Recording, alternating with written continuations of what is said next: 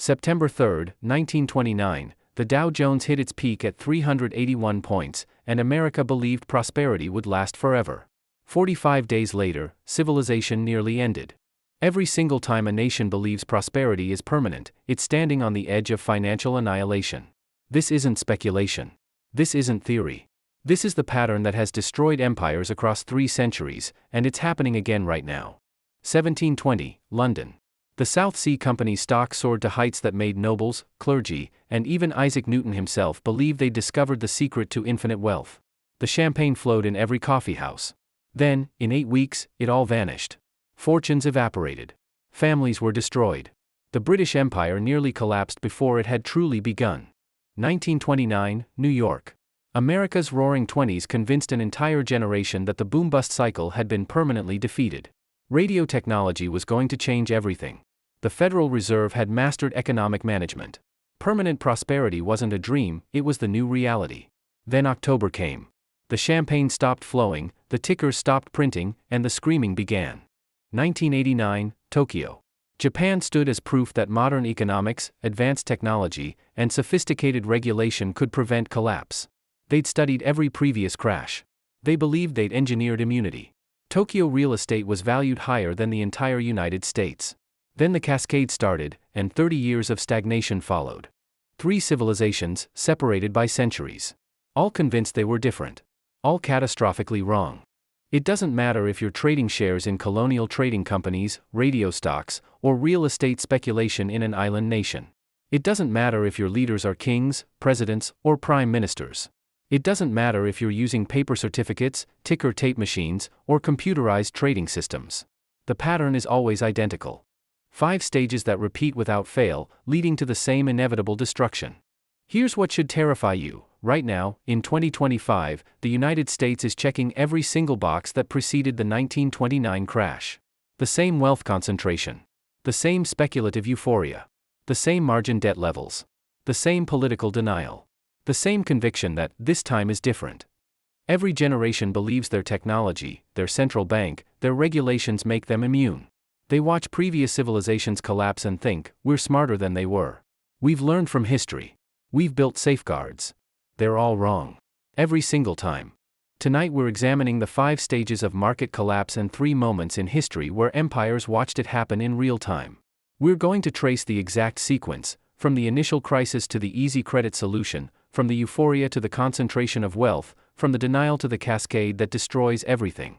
You're going to see the same pattern repeat across 1720, 1929, and 1989. You're going to watch the acceleration, each collapse happening faster than the last. And then you're going to recognize every single warning sign flashing in America right now. What you're about to see isn't just history, it's a blueprint for destruction playing out right now, and the pattern is always identical. The pattern is always identical, whether it's 1720 or 2025, only the technology changes, never the human psychology. For 3 centuries, this 5-stage cycle has destroyed civilizations with mechanical precision. 5 stages, never 4, never 6, always 5. And once it begins, it cannot be stopped. Stage 1, easy credit. Central banks flood the system with cheap money. Interest rates drop to historic lows. Suddenly, borrowing becomes irresistible. Margin requirements relax. Leverage explodes from conservative ratios to dangerous multiples. Money flows like water, and everyone believes the flood will last forever. It seems logical initially, more money should mean more growth. But what it actually creates is a time bomb with a very specific fuse length. Stage 2, euphoria. This is where the madness takes hold. New era, thinking dominates every conversation. Old rules don't apply anymore. Technology has changed everything. This time is different.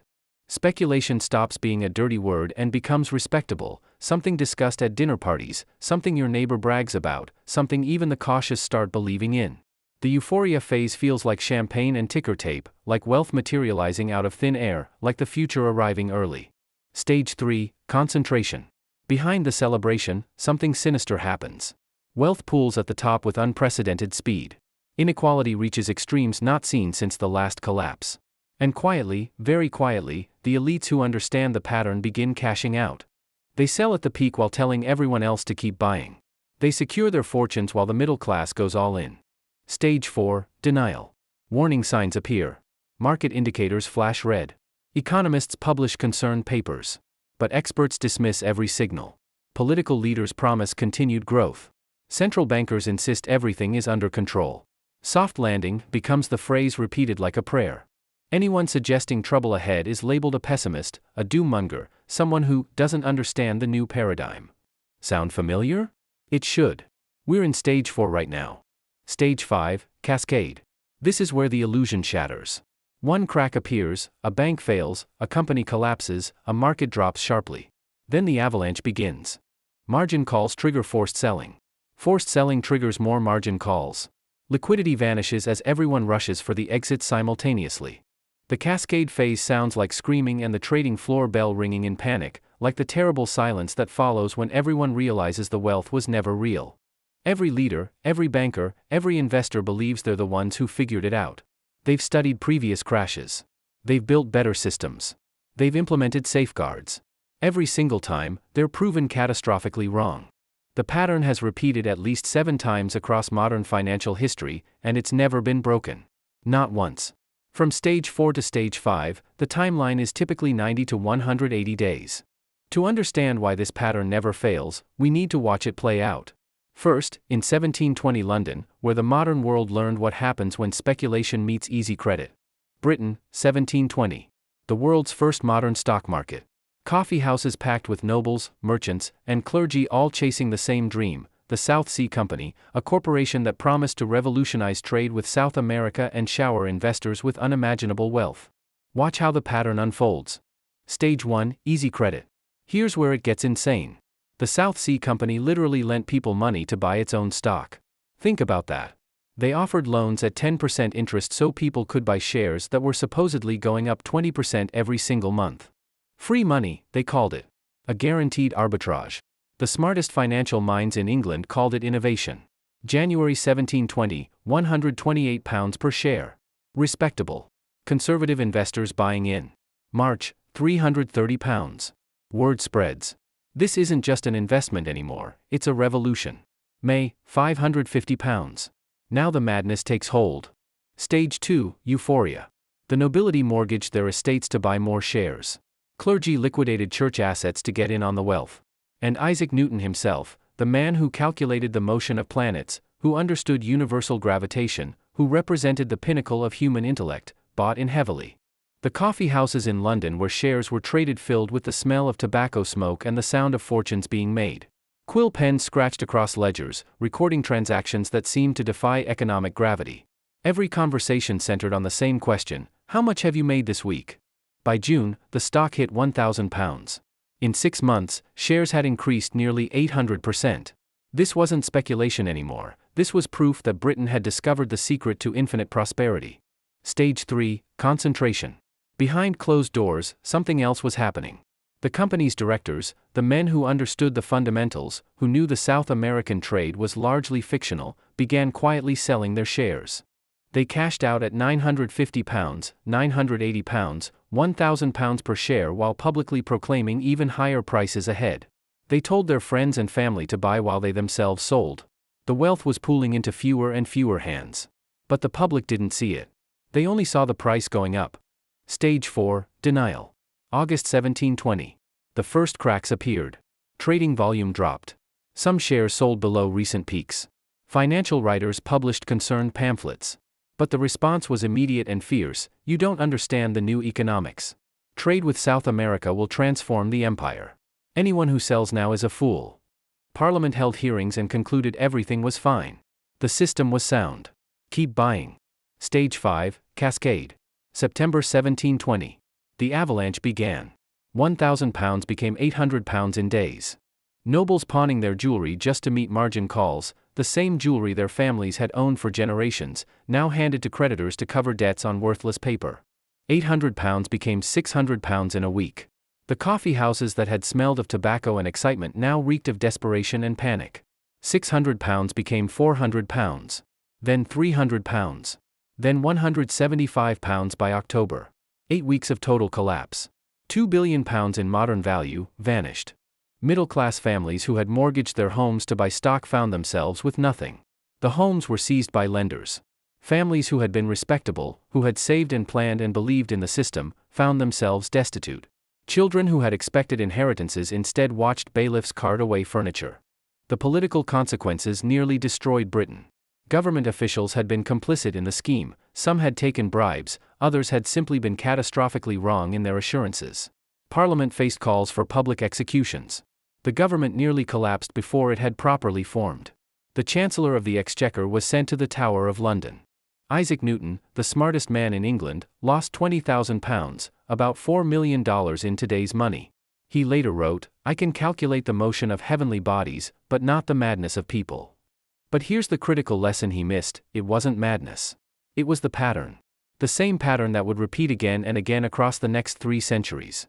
Easy credit turned speculation into national suicide.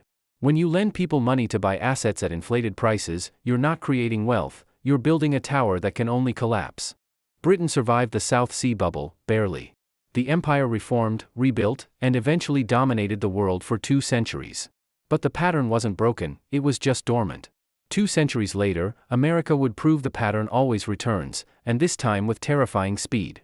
Fast forward to the Roaring '20s, the era when America believed it had achieved permanent prosperity. The Federal Reserve, established just 16 years earlier, had supposedly tamed the business cycle forever. Radio stocks were going to revolutionize human communication the same way the internet would 70 years later. Automobiles were transforming society. Electrification was spreading across the nation. America wasn't just growing, it was becoming something unprecedented in human history. Sound familiar? Stage 1, easy credit. Margin requirements dropped to just 10%. Read that again. You could control $1,000 worth of stock with only $100 in cash. That's 10-to-1 leverage, and it wasn't some shady back alley deal. Banks encouraged this. They advertised it. Buy stocks on margin and watch your wealth grow. The Federal Reserve kept interest rates low, flooding the system with cheap money.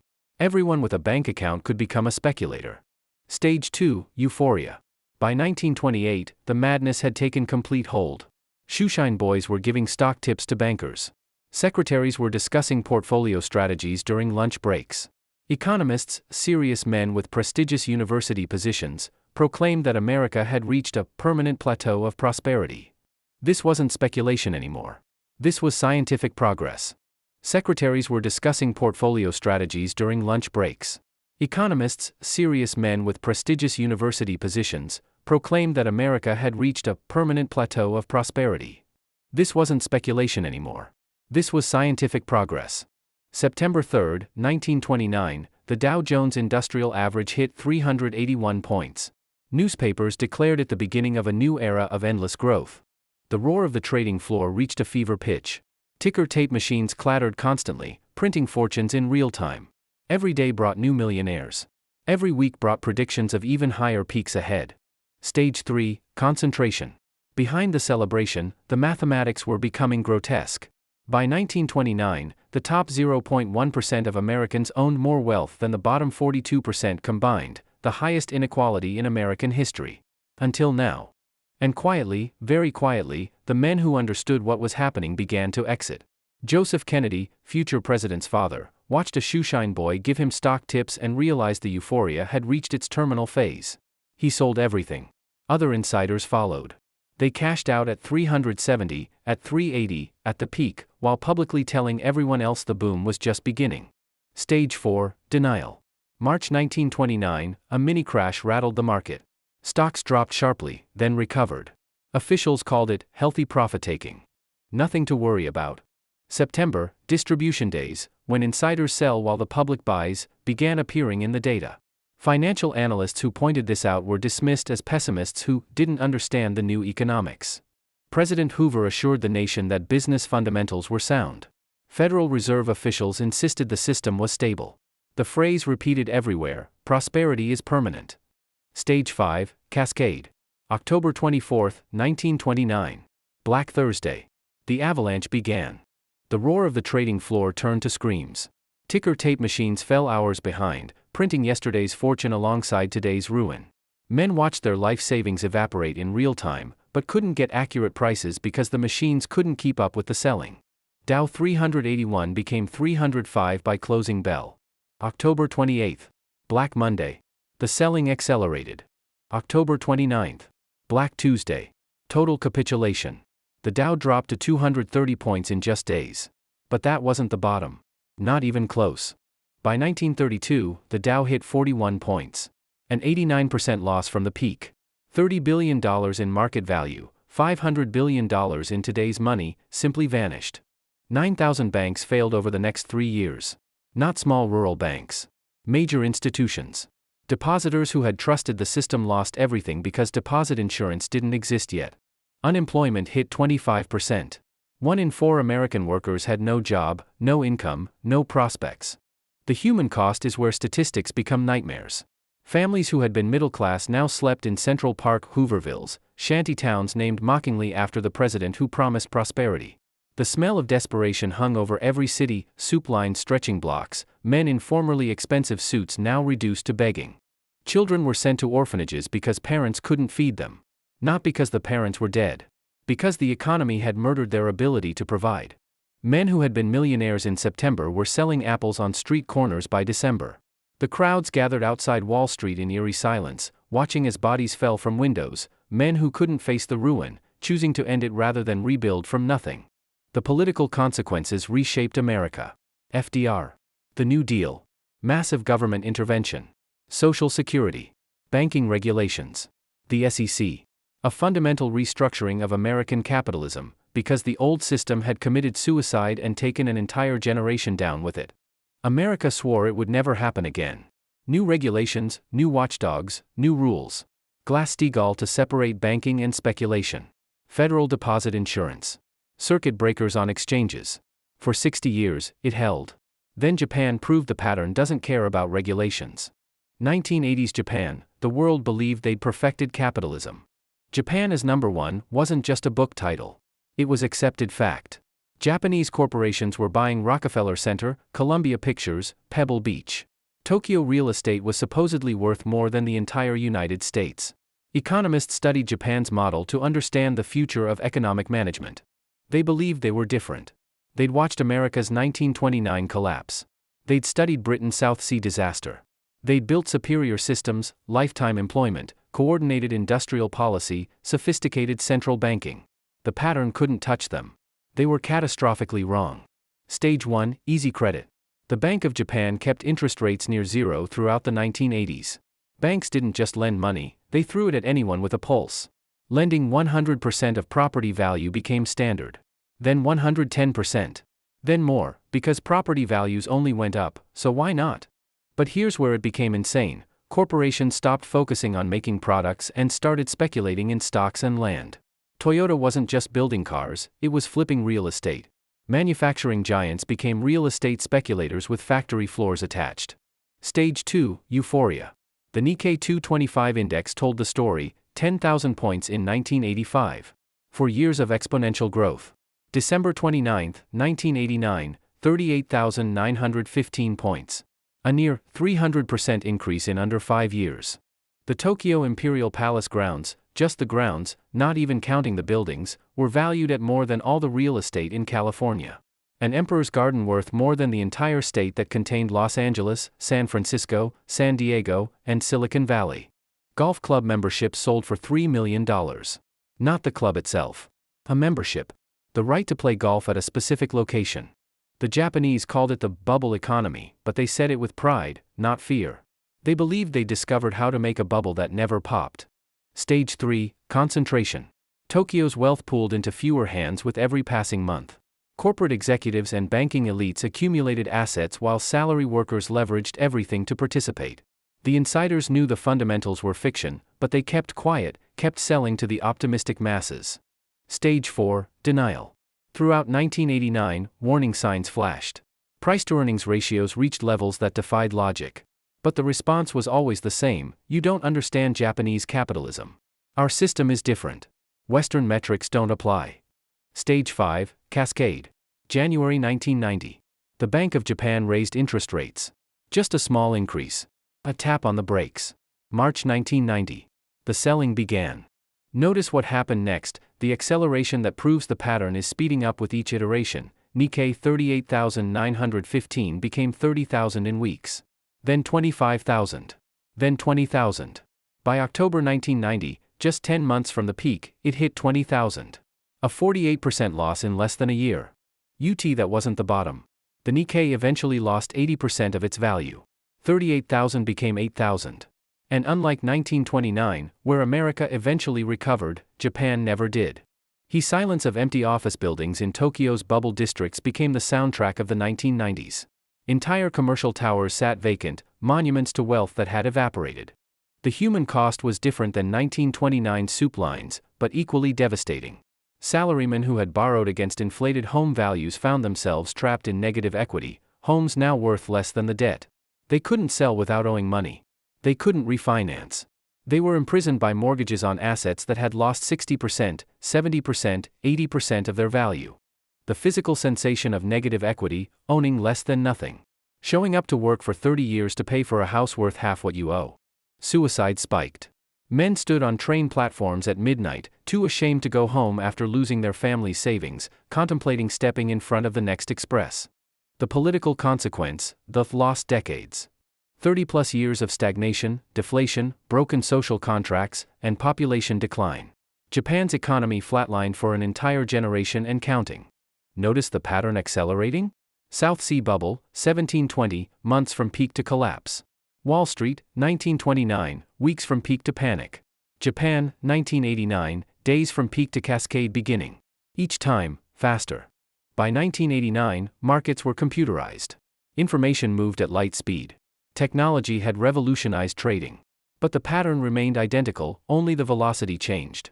3 civilizations, 3 centuries, 3 catastrophes. The pattern never changes. And every single warning sign from 1929 is flashing bright red in America right now. By 1989, markets were computerized. Information moved at light speed. Technology had revolutionized trading. But the pattern remained identical, only the velocity changed. 3 civilizations, 3 centuries, 3 catastrophes. The pattern never changes. And every single warning sign from 1929 is flashing bright red in America right now. The warning signs are flashing brighter than they ever have in modern history. Let's check the boxes. Stage 1, Easy Credit. Completed.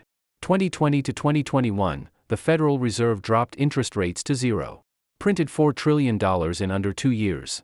Corporate debt exploded to record levels, companies borrowing not to invest in growth, but to buy back their own stock. Free money flooding the system at a scale that would have been unimaginable in 1929. Check. Stage 2, Euphoria. Completed. 2021, meme stocks turning teenagers into millionaires overnight. NFTs, digital pictures, selling for millions of dollars. Stocks only go up became an unironic mantra. SPACs allowed companies with zero revenue to go public at billion-dollar valuations. Crypto created more billionaires in months than previous industries created in decades. Robinhood traders bragging about options plays they didn't understand. AI stocks compared directly to 1920s radio stocks, revolutionary technology, legitimate innovation, but valuations completely detached from any conceivable earnings timeline. Companies worth $1 trillion with business models still being invented. Check. Stage 3, Concentration. Complete. 2024 data, the top 1% of Americans now owns more wealth than the entire middle class combined. Wealth inequality doesn't just match 1929 levels, it exceeds them. Top 1% holds 43% of all wealth versus 1929's top 0.1% holding 42%. And just like Joseph Kennedy in 1929, insiders are selling at record pace. CEOs dumping stock at levels not seen since, you guessed it, 2021, right before multiple tech stocks crashed 70 to 80%. Check. Stage 4, Denial. We are here. 2024 to 2025, Federal Reserve officials promising a soft landing. Politicians from both parties claiming this is the strongest economy ever. Experts dismissing every warning sign with the same phrase, this time is different. Margin debt at all-time highs. Options leverage reaching 50 to 1 ratios. The parallels are suffocating, 1929, 10 to 1 margin leverage. 2024, $1 trillion in margin debt with options leverage at 50 to 1. 1929, top 0.1% controlled 42% of wealth. 2024, top 1% controls 43%. 1929, radio stocks with revolutionary technology but no clear path to profits. 2025, AI stocks with $1 trillion valuations and business models that won't generate earnings for years, if ever. 1929, permanent plateau of prosperity. 2025, soft landing guaranteed. The exact same phrases. The exact same dismissals. The exact same conviction that modern tools, central banks, circuit breakers, regulatory oversight, make collapse impossible. Check. But here's what makes 2025 different, and infinitely more dangerous. When 1929 collapsed, it was regional. America's crash devastated the US and Europe, but much of the world remained insulated. When 2025 collapses, $60 trillion in U.S. market capitalization affects every economy on Earth. Global supply chains. Digital financial systems. Algorithmic trading that moves billions in microseconds. The cascade won't be regional or even national, it will be global, instant, and totalizing. There's an eerie feeling to watching a pattern unfold in real time. The champagne still flowing in Wall Street bars while the fuse burns. The experts still on television promising soft landings while every historical indicator screams stage 4. Stage 4 to stage 5, historically 90 to 180 days. We're in stage 4 right now. The question isn't whether the cascade will begin. History has already answered that question 7 times across 3 centuries. The pattern never fails. The question is when. History doesn't repeat, but if you ignore its lessons, it will crush you. The pattern never changes, only the names and dates. And the cascade is coming. 5 stages. 3 centuries. 3 civilizations that believed they were immune. All of them wrong. The pattern never fails. Let's be absolutely clear about the mechanism. Easy credit creates euphoria. Euphoria creates concentration. Concentration creates denial. Denial creates the cascade. Every single time. The question was never whether the U.S. economy will repeat 1929. We're already repeating it. Check every box, we did that. The question is when the cascade begins. And here's what you need to understand, there's no soft landing coming. There never is. The Fed can't stop it, they're the ones who created the conditions. Congress can't legislate around it, you can't pass laws against mathematics. The mechanics of leverage and liquidation don't care about policy, don't care about regulations, don't care about circuit breakers or political promises. 1720, 1929, 1989, 2025. The acceleration continues. Each collapse faster than the last. And this time, when $60 trillion evaporates, there's nowhere to hide because the contagion is global. The question is whether you'll recognize the pattern before stage 5 begins. Whether you'll be liquid when everyone else is scrambling for exits that don't exist. Whether you'll be prepared when the cascade starts and the silence falls. The question is whether you'll recognize the pattern before stage 5 begins. Whether you'll be liquid when everyone else is scrambling for exits that don't exist. Whether you'll be prepared when the cascade starts and the silence falls. Because here's the certainty you need to internalize, history has all the answers. The pattern has never been broken. Not in 1720. Not in 1929. Not in 1989. It won't be broken in 2025. You now have the pattern. You can see what most people can't, the 5 stages, the acceleration, the inevitability. That's the sound of a pattern clicking into place in your mind. That feeling of seeing clearly while others remain blind. If this gave you a new lens to see what's coming, hit subscribe. Because the warning signs are getting louder, stage 4 is running out its clock, and stage 5 doesn't send a warning, it just arrives. Somewhere, right now, a ticker is printing prices that won't exist tomorrow. Somewhere, an insider is selling while publicly recommending you buy. Somewhere, the fuse is burning down. The pattern is always identical. The pattern is clear. The timeline is active. Next, we need to examine what stage 5 actually looks like when it hits, and why it's already begun in ways most people don't see yet.